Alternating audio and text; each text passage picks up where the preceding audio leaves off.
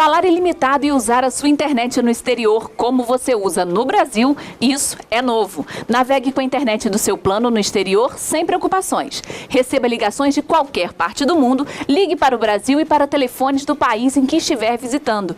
Isso é Passaporte Américas, que só clientes Claro têm. Procure o Espaço Claro mais perto de você e saiba mais. Claro, você merece o novo. De volta no segundo bloco com a Andressa Amaral, neuropsicopedagoga, e agora nós vamos falar sobre o papel da escola quando os profissionais, a equipe multidisciplinar já entrega esse plano de ação para a escola diagnosticado o problema que aquela criança tem, né, Andressa? Exatamente. Recebendo este diagnóstico, esse plano de tratamento, a grande questão é que muitas vezes a escola recebe pura e simplesmente o diagnóstico.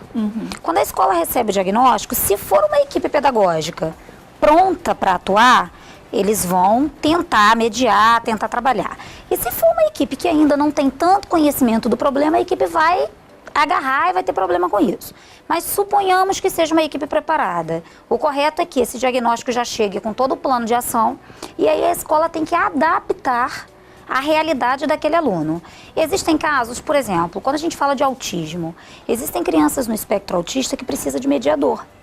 E aí é papel da escola entrar com esta mediação. A mediação ela pode ser direta ou indireta. Como assim? Por exemplo, há crianças que o mediador tem que acompanhar o dia a dia de sala de aula. Já outras crianças preferem não estar com o mediador em companhia deles. Até para não gerar uma questão de resistência dos outros colegas. Autismo não, autismo é mais complicado, geralmente o mediador fica direto. Mas em quadros de TDAH, por exemplo, dislexia, a mediação é fora da sala de aula. Geralmente se media... Pode acontecer até um preconceito. Isso. Eu vou me sentir diferente. Então, geralmente as escolas fazem uma avaliação qualitativa. Olham aquele aluno, passam a olhar aquele aluno como ele avança. E não simplesmente de uma forma objetiva, em números. E esse é um grande problema. E até em relação às famílias, porque elas começam a cobrar. Quando que meu filho vai escrever? Quando que meu filho vai ser alfabetizado? Isso é muito relativo, porque a criança, a alfabetização passa pelo processo de autonomia intelectual.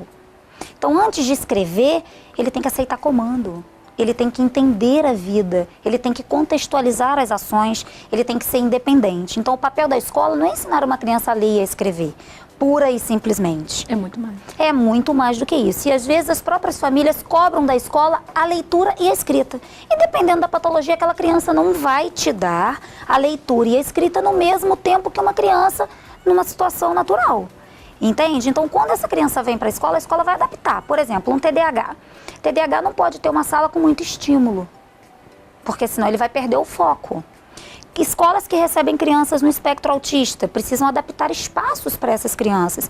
Tem crianças que precisam ser reguladas, então precisa de rede, de lycras sensoriais, para eles estarem mais tranquilos e conseguirem receber. As salas de recurso, que as escolas precisam ter, que são salas adaptadas e momentos específicos aquela criança tem que estar naquela sala de recurso. Tem crianças que têm a sensibilidade auditiva, então precisam estar com um fone de ouvido adaptado, para que esse som não agrida a essa criança. Então, a partir do momento que a escola recebe o laudo com tudo certinho, é papel da escola acompanhar e direcionar essa criança. Aí agora eu já vou te fazer uma outra pergunta. Você que vivencia, na verdade, todas essas realidades, cada uma com a sua particularidade. Os demais pais, quando descobrem que existe uma criança com algum transtorno, algum déficit, não acontece um próprio preconceito ou então um medo do seu filho ser prejudicado porque aquele professor está tendo uma atenção especial ou então está desacelerando para poder aquela criança alcançar? Isso não acontece? Na maioria das vezes. Imaginei. E aí a minha fala é sempre a mesma. Se esses pais ainda pretendem ter filhos, fiquem atentos, porque podem ser agraciados também com uma criança especial. E se não pretendem ter filhos, provavelmente vão ser avós. Então, assim, a gente precisa começar a olhar para o outro. Porque se fosse um filho nosso ou um neto, nós iríamos querer que ele também estivesse inserido naquele contexto. Com certeza, né? A melhor resposta. Então, é bastante complicado. Eu sempre levo a esta reflexão. Ponha-se no lugar daquela mãe. Porque ter um filho especial é para pessoas que são de fato muito especiais. Porque o dia a dia não é fácil. Uma mãe, quando recebe um diagnóstico, vive um luto. É aceitação, é o que fazer agora, mas é olhar para aquela criança como uma criança. E a gente encontra essa dificuldade. Não se tem que comparar aquela criança dentro de uma escala de normalidade. Tem que olhar para ela da maneira que ela é e buscar o que ela tem de melhor. A particularidade dela. E aí a gente vai conseguir evoluir com aquela criança. A escola, quando olha dessa maneira, os resultados são fantásticos. E uma outra coisa fundamental, a escola tem que estar em contato com a equipe terapêutica dessa criança. A escola tem que estar em contato com a família dessa criança, sempre. Não é simplesmente chegar no final de ano e apresentar os resultados negativos. Porque aí realmente o processo pedagógico não vai ser eficaz. Não aconteceu. Mas aí voltando àquela pergunta inicial, a gente já falou do dever da escola. E o direito dessa família, dessa criança, dessa mãe, que se descobre de frente para um problema como esse, ou então qualquer um desses problemas, e a criança estuda numa escola onde não tem nada disso, o que fazer? Ela tem que buscar, juridicamente, tem que ser amparada, porque a lei ampara essa mãe para uma mediação. É direito, desde que no laudo conste isso. No laudo daquela criança, na solicitação da equipe, tem que constar que essa criança precisa de um mediador. E aí tem um outro fator importante. O mediador é na escola. Mas na maioria das vezes, Nayara, as mães tendem a achar que a escola vai dar conta de alfabetizar aquela criança sozinha. Crianças que têm retardo, crianças que são disléxicas, crianças que têm atraso no desenvolvimento e até crianças no espectro autista, é muito difícil só no período escolar aquela criança conseguir concluir o processo de alfabetização. O que a gente orienta é que as famílias, em paralelo ao trabalho escolar e em conjunto com a escola, que tenha um alfabetizador especializado, um profissional especializado para ir acompanhando essa criança, não fazer os exercícios de casa. É diferente, mas treinar as habilidades que aquela criança precisa para que ela consiga alcançar os objetivos em sala de aula. É como se fosse aquele orientador de 1900 antigamente, Sim, né? O orientador, mas o orientador ele vai explicar os exercícios, vai fazer os trabalhinhos. O alfabetizador não, o profissional especialista não. Ele vai olhar e vai falar assim, essa criança ainda não acompanha a letra no papel, não sabe ler o acompanhar da letra. Então eu preciso ensinar a ela a fazer isso. Essa criança ainda não tem a psicomotricidade que ela necessita de ter para que a professora consiga desenvolver o movimento da escrita com ela. Então esse profissional vai estar fazendo isso, entende? Então é muito importante que tenha esse profissional em paralelo acompanhando e aí potencializa o processo de alfabetização. Ajuda muito. E você falou do mediador. A escola, a mãe sabendo que ela tem direito, a mãe buscando. Eu já soube de casos, né? Onde a escola não colocou um profissional ou selecionou um coleguinha, isso para crianças maiores, né, no caso, ou selecionou um coleguinha, aquele que tem que, vamos dizer que tira as notinhas melhores, aquele aluno mais atento, para auxiliar aquele coleguinha, ou então pegou um aluno de uma série acima. Nesses casos, quando a família se depara com essa falta de profissionalismo. A família tem que correr e ir atrás dos seus direitos, porque o profissional tem que ser especializado.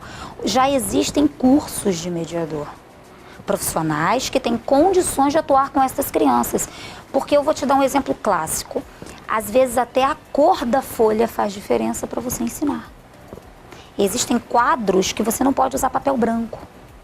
Existem crianças, por exemplo, crianças que convulsionam não devem ficar posicionadas embaixo de muita luminosidade, porque o próprio reflexo fotovoltaico na folha pode estimular uma produção mais acelerada, entende?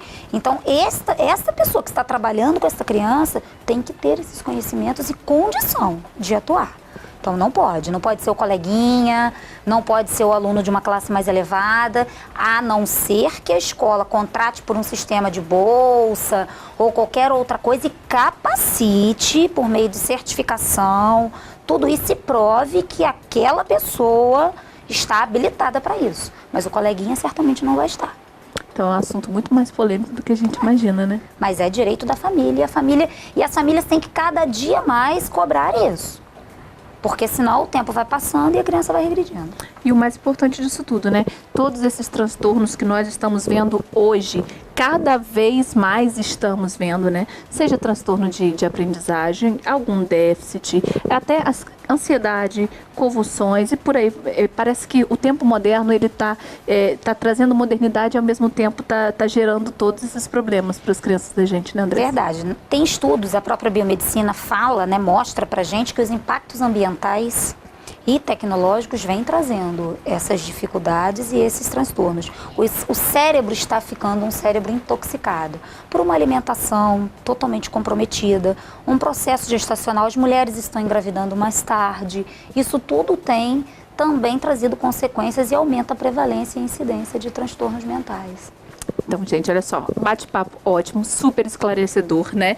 Porque quanto mais a gente descobre os nossos direitos, mais a gente pode cobrar os deveres também da outra parte. Andressa, muito obrigada pela sua participação aqui. Espero contar com você mais vezes. Inclusive, esse assunto que você falou, né? Dessa intoxicação do mundo moderno, eu acho um ótimo tema para você voltar aqui. Pode ser? A gente conversa, pode sim. Será um prazer. Obrigada, mais uma vez. Pessoal, olha, eu vou deixar vocês agora com um recadinho do Espaço Claro, mas não sai daí que o terceiro bloco vem com muita novidade para vocês. Conheça o Claro Clube, programa de fidelidade da Claro disponível para clientes pós, controle e internet. No Claro Clube, quanto mais você usa os serviços, mais pontos acumula para trocar por prêmios. Além disso, tem diversas vantagens nos parceiros do programa, participa de promoções e ainda tem atendimento exclusivo. Saiba como funciona. A Claro explica os benefícios do Claro Clube, um programa de relacionamento cheio de vantagens. A cada R$1 pago da fatura, você recebe até 1,5 ponto para trocar por aparelhos ou serviços Claro. E você ainda pode aumentar a sua pontuação se cadastrando no débito automático e na fatura digital. Você também aproveita descontos na 99 Táxis, no Grubster e em diversos sites de compras online. Sem falar no atendimento diferenciado. Junte-se agora ao Claro Clube. Claro, vem ser gigante!